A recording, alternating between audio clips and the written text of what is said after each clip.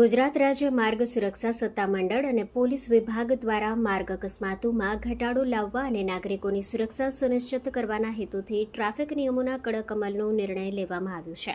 હવેથી હેલ્મેટ અને seat belt જેવા પાયાના સુરક્ષા નિયમોનો ભંગ કરનાર સામે કડક કાર્યવાહી કરવામાં આવશે.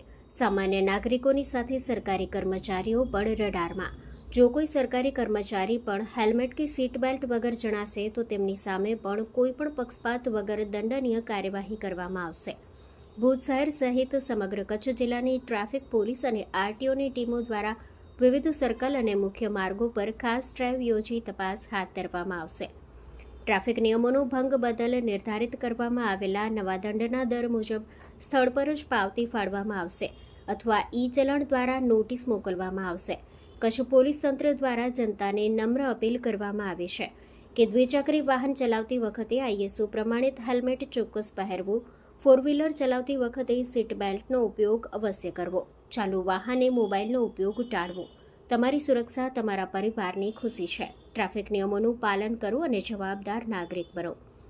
જનમિત્ર ન્યૂઝ ભુજ સતત આપની સાથે.